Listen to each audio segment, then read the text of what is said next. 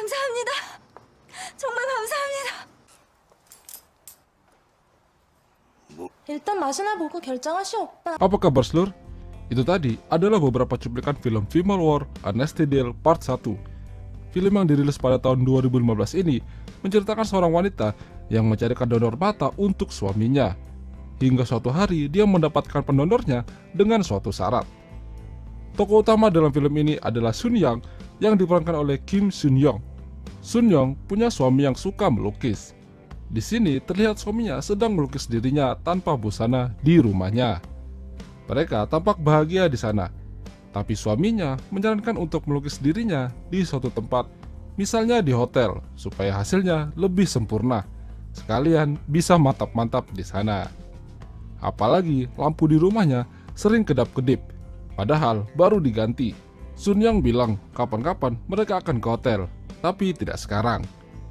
Sementara suaminya kesal dengan lampu yang terus kedap-kedip nggak jelas itu.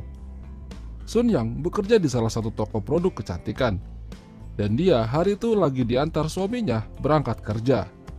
Suaminya meminta maaf padanya karena belum bisa mendapatkan pekerjaan yang layak untuknya. Apalagi hasil karyanya belum banyak dikenal orang. Sun Yang tidak masalah dengan itu dan percaya kalau suatu hari nanti dia akan sukses. Suaminya tersenyum dan berterima kasih pada Sun Yang. Saat di toko, seseorang mendatangi Sun Yang, dan dia adalah teman Sun Yang sekaligus musuh lamanya saat masih sekolah. Dia terus mengajak Sun Yang yang hanya bekerja di sebuah toko. Sun Yang mendengar itu tetap mencokinya, tapi dalam hati dia kesal. Hingga akhirnya dia tidak tahan ejekannya dan membuatnya menampar temannya itu sambil dilihatin banyak orang di sana. Si manajer toko pun akhirnya keluar dan meminta maaf pada temannya Sun Yang itu. Temannya itu semakin menjadi-jadi. Dia terus membuat Sun Yang berada dalam masalah. Dia meminta pada manajer itu untuk mengambil tindakan tegas pada Sun Yang. Sun Yang tampak kesal tidak akan meminta maaf padanya karena dia sudah keterlaluan.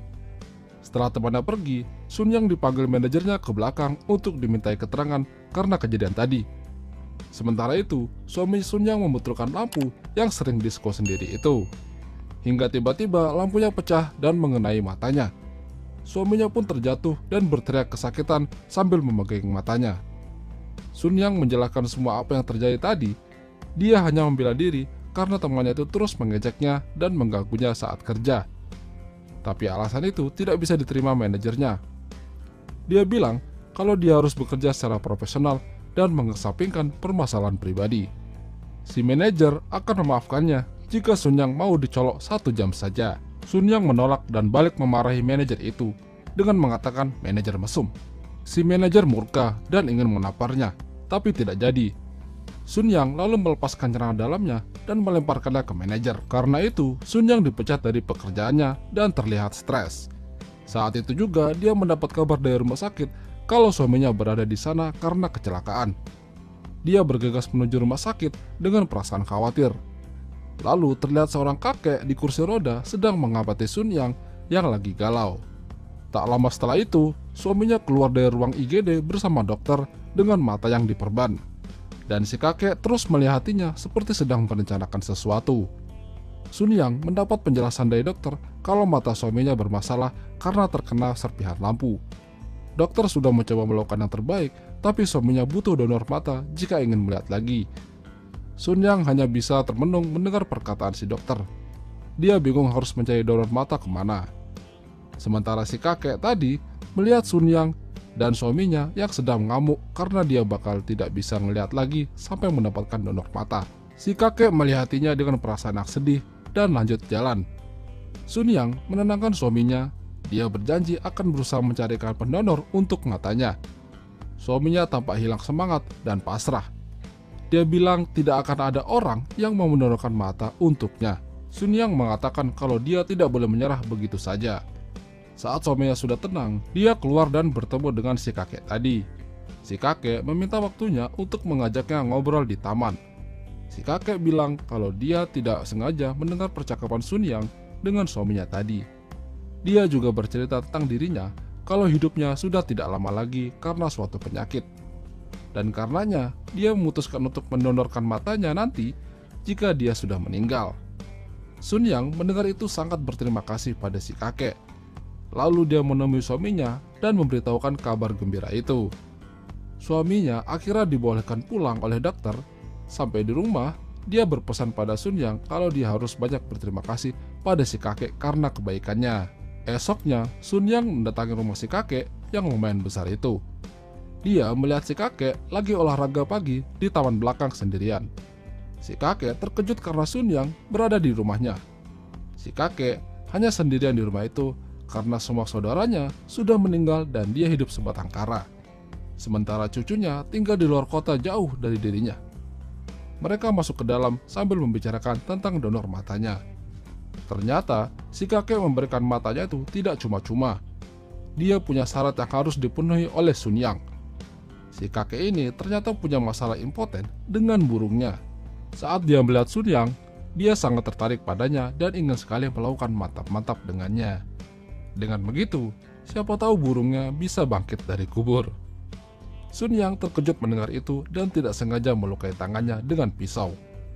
Sun Yang bingung harus bagaimana dengan persyaratan si kakek. Si kakek memohon padanya untuk terakhir kalinya sebelum dia meninggal. Sun Yang terus kepikiran dengan syarat yang diminta si kakek. Sampai akhirnya dia menghubungi seseorang untuk meminta bantuan. Orang itu adalah musuh bebuyutannya sekaligus temannya. Sampai di rumahnya, Sun Yang langsung menunduk meminta mohon untuk dibantu. Temannya terkejut dan bingung dengan Sun Yang biasanya tidak pernah begitu. Sun Yang menjelaskan semuanya pada temannya itu tentang permasalahannya. Dia meminta tolong pada temannya untuk menggantikan posisinya untuk mantap-mantap dengan si kakek. Karena temannya itu lebih handal dalam bidang permantapan. Temannya itu tampak tidak akan membantunya karena dia masih menganggap Sun Yang adalah musuhnya meskipun dia memohon padanya. Dia menyuruh Sun Yang untuk melakukannya sendiri karena itu adalah masalahnya. Sun Yang pun pasrah. Dia tidak tahu harus bagaimana lagi. Lalu tiba-tiba temannya datang dengan mobil dan menyuruhnya untuk masuk. Dia bilang kalau akan membantunya kali ini. Dia sebenarnya sudah bosan bermusuhan dengannya dan ingin menjadi teman. Akhirnya, mereka berdua mendatangi rumah kakek yang sedang duduk santai di rumahnya. Si kakek sudah ngiler ngelihat Sun Yang, tapi si kakek tidak akan perang sama Sun Yang, melainkan sama temannya. Si kakek terkejut dan bertanya siapa dia.